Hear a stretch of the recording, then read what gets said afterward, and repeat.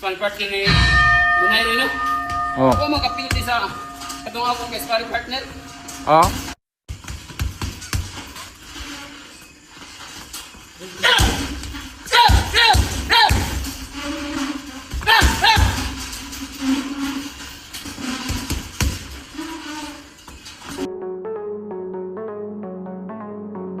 Muling uminit ang tensyon sa pagitan ng dalawang higante ng Philippine boxing matapos magpakawala ng matitinding salita si John Nariel Cuadro Alas Casimero. Sa pagkakataong ito, hindi direkta kay Nonito Donaire Jr. ang banat kundi sa kalidad ng mga buksinyero sa kampo nito, pero sa comment section na iba, kasali na si Donaire.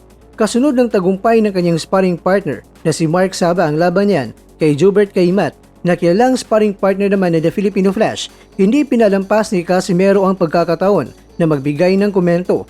Taas ang sinabi ni Casimero na mahina pala sparring partner ni Donaire, natalo siya sa kanyang sparring partner. Ang payag na ito ay nagdulot ng ingay sa social media, lalo na't kilala si Casimero sa kanyang pagiging prangka at agresibong estilo pagdating sa usaping boxing. Marami naman ang nagtatanong kung ito na ba ang mitsa para muling mabuhay ang naudlot na pagharap ng dalawa sa lona.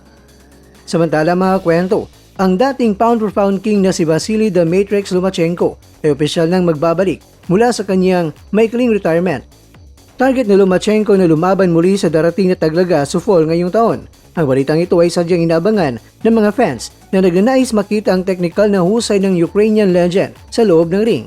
Matatandang huling nakita si Lomachenko sa mga dikitang laban at ang kanyang pagbabalik ay nagbibigay ng bagong buhay sa lightweight at sa super featherweight divisions, na kung saan siya naghari ng matagal na panahon.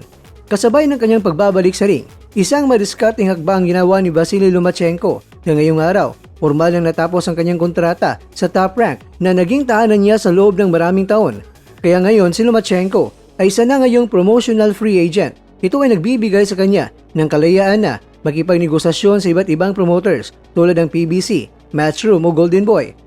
Kung tirihin ang mga pinakamalaking laban na posibleng makuha ng walang promotional barriers, mamili ng mga laban na higit na makakapagbigay sa kanya ng ligasiya at malaking kita. Mga kakwento, sa kanyang bagong katayuan, inaasang magiging hot commodity ang The Matrix sa mga boxing fans, habang ang mga fans naman ay naghihintay kung sino ang hahamon sa kanyang galing sa darating na fall season. Ikaw kakwento, sino ang gusto mo na palagan ni Lomachenko?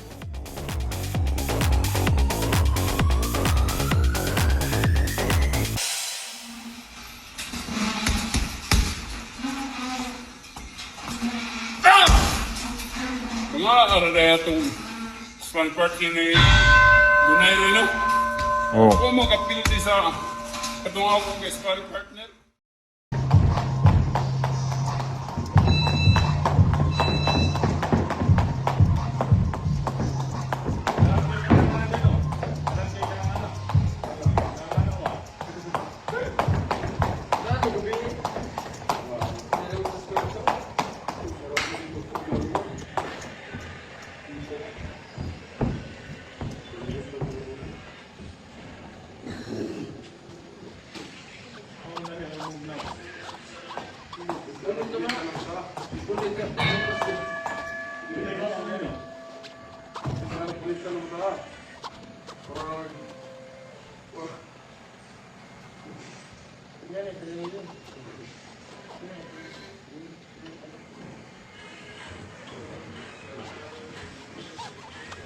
Sa bawat suntok, may pangarap. Sa bawat... Mga kakwento, hanggang dito na lang muna ang ating kwentuhan. Huwag kalimutan na mag-like, share at subscribe.